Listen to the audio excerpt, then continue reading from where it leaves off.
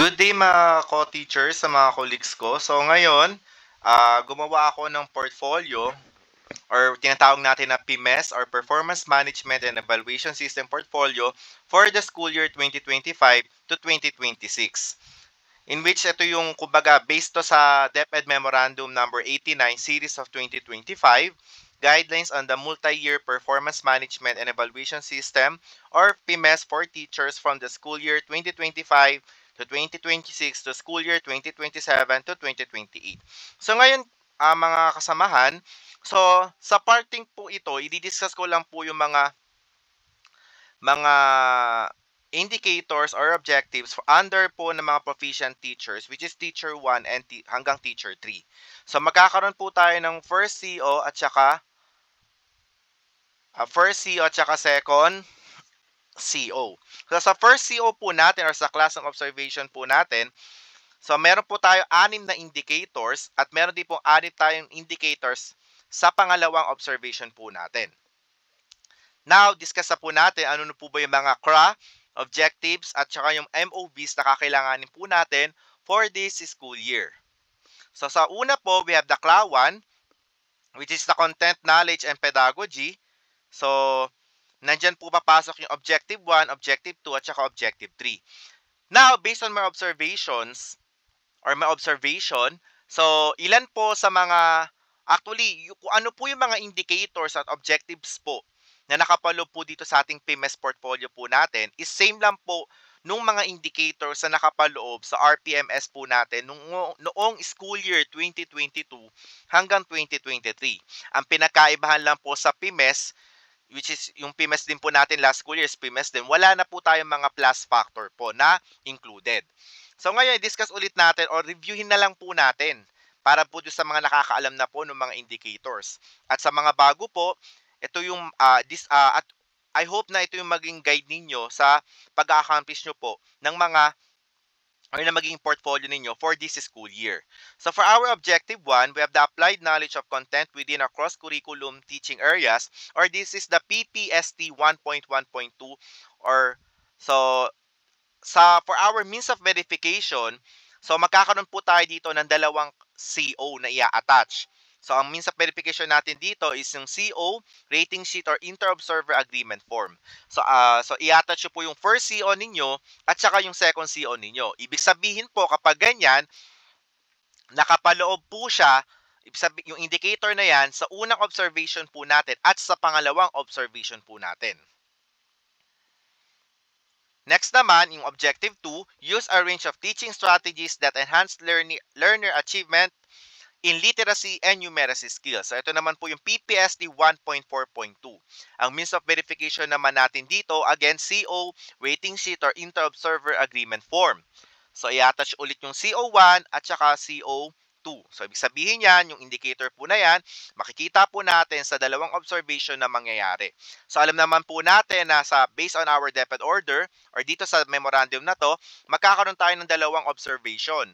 So yung unang observation na dapat papatak po ng first to second quarter, kaya lang nga po dahil nga po sa sunod-sunod na activities, kaya nagkaroon ng amendment doon sa memorandum na yun na ang magiging first CO ngayon natin ay papatak ng third quarter. And syempre, expectedly, yung ating second observation po natin is papatak siya ng fourth quarter. For our objective 3 naman, we have applied a range of teaching strategies to develop critical and creative thinking as well as other higher order thinking skills. Or ito naman po yung PPST 1.5.2. Our means of verification, we have the classroom observation tool, rating sheet, or inter-observer agreement form. So, dyan po yung CO1 at saka yung CO2. Ibig po sabihin, yung 1.5.2, matatagpuan po yung indicator na yan sa ating first and second observation. For our CRA2, which is learning environment and diversity of learners, we have the objective 4, 5, and objective 6. So ano na ba yung mga objective na ito? So for our objective 4, Manage classroom structure to engage learners individually or in groups in meaningful exploration, discovery, and hands-on activities within a range of physical learning environments. Or this is the PPST 2.3.2. Ang means of verification naman natin dito is a classroom observation tool, rating sheet, or inter-observer agreement form ulit. Kung mapapansin nyo, sa mga classroom observation indicator po natin, puro CO lang po ang i-attach po natin dyan. Sa Objective 4, ang i-attach lang po natin dito is yung ating unang CO. Bakit? Kasi po, nakapalo po yung 2.3.2 sa ating unang observation. Kaya unang CO lang po yung i-attach po natin dito. Tatandaan po natin, pa nag-attach po tayo ng mga CO, mas maganda po naka-highlight or naka-underline yung mga indicator na naka-align po dun sa objective po natin.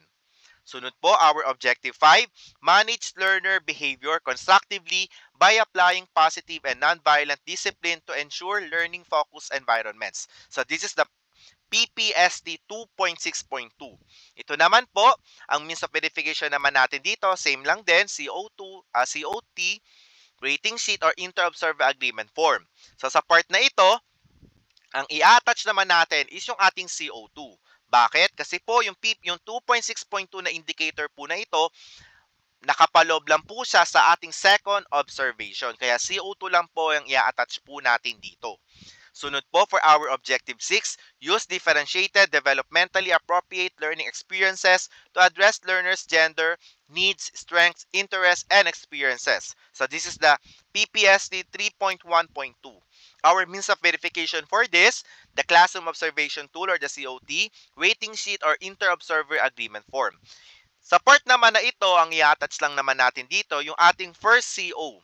Kasi po nakapalo po yung 3.1.2 sa ating first observation po. So tatandaan po natin, may mga observation po na sa una at ikalawang observation nakapalo po yung indicator at meron po mga indicator na nakapalob lang po sa unang observation at meron po mga indicator na nakapalob lang po sa second observation. Kagaya po nitong 3.1.2, nakapalob lamang po ito sa first observation. Kaya CO1 lang po yung i-attach natin dito. Next, for our CRA 3, which is Curriculum and Planning. So we have Objective 7, Objective 8, and Objective 9. For our Objective 7, planned, managed, and implemented developmentally sequenced teaching and learning process to meet curriculum requirements and varied teaching contexts. So this is the PPST 4.1.2. For our means of verification, ganun ulit, COT, rating sheet, or inter-observer agreement form. So i-attach po natin yung unang CO po natin. Okay? Kasi po yung 4.1.2 po, nakapaloob po siya sa ating first observation po. Sunod naman po sa ating Objective 8, participated in collegial discussions that use teacher and learner feedback to enrich teaching practice. So ito naman po yung PPST 4.4.2. Ito naman po, ito po yung tinatawag natin na non-classroom observable indicator. Wala po siya sa ating CO tool. Kaya iba po yung means of verification na i-attach po natin dito. Ano yung mga MOVs na i-attach po natin? Any of the following documents.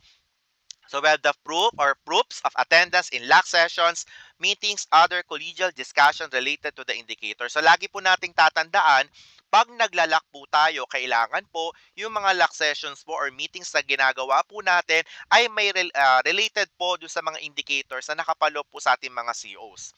Na kung saan, makakatulong po siya para po pag nagpa-observe po tayo is magagamit po natin siya.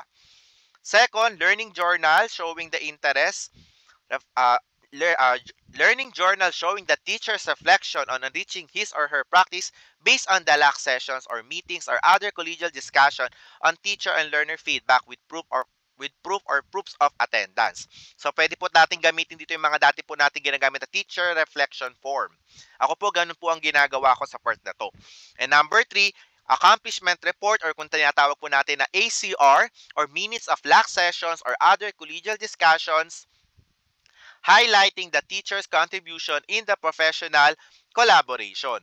Dito naman sa part na ito, lagi po sa Objective 8, ang i-measure po dito, hindi po siya quality, no? Ang i-discuss po dito, ang i-measure po dito, hindi lang quality and timeliness. So, ibig sabihin, kailangan within the 4 quarters that we have, okay, dun po dapat yung mga lock po natin, meron po tayong nagagawang lock sa bawat quarter para po makuha po natin yung ating perfect po sa timeliness.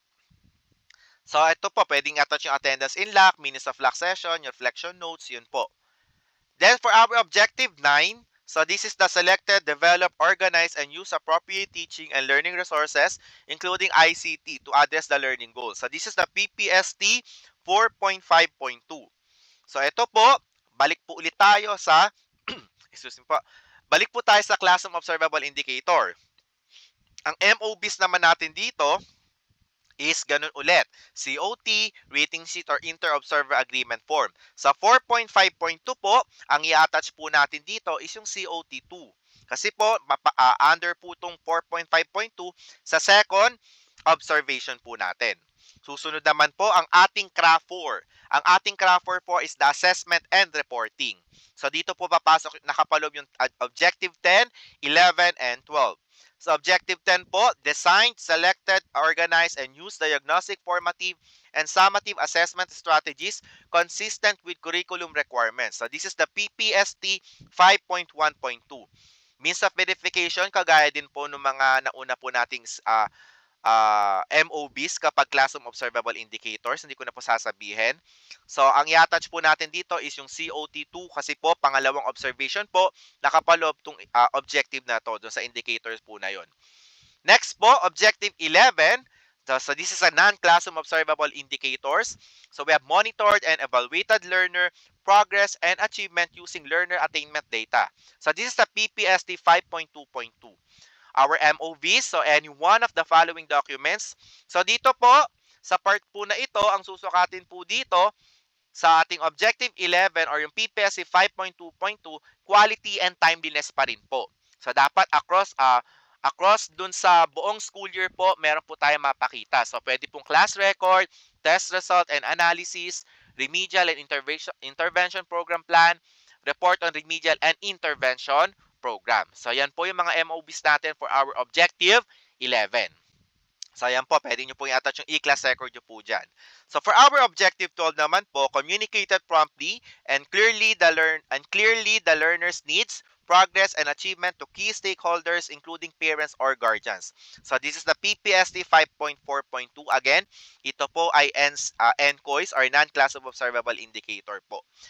Means of verification po, any of the following documents. So, pwede pong sample of corrected test paper of a learner in a learning area with the parents or guardian signature, date of receipt, and feedback. Narrative documentation or minutes of meetings with key stakeholders. Pwede pong PTA, SGC, SPT, CPCN, etc. Pwedeng report card with parents or guardian signature and feedback in all quarters, supported by minutes of meeting. And then, communication log with key stakeholders, nandiyan po yung parents or guardians, co-teachers, LGU, and using various modalities. And last is the other. Pwede po natin, pag others po, basta mag-specify lang po tayo and mag-provide po tayo ng annotations. So, ayan po. So, ako po, kung gagawin ko po yan, ang i-attach ko lang po dyan, itong una, yung sample corrected test paper po, na may pirma po, nung guardian, yung date of receipt at saka po yung feedback po. And then for craft 5, the personal growth and professional development. So dito po papasok objective 13 and objective 14. For our objective 13, apply the personal philosophy of teaching that is learner-centered. So kailangan po dun po sa pag nagdi-discuss po, dapat po tayo kailangan po ina-apply po natin yung mga personal philosophy po natin na kung saan nakapalo po yung teacher, learner, nakapalo po sa teaching po natin yung learner-centered po na philosophy. So, means of verification po, any of the following crafted and used by the proficient teacher in actual classroom instruction.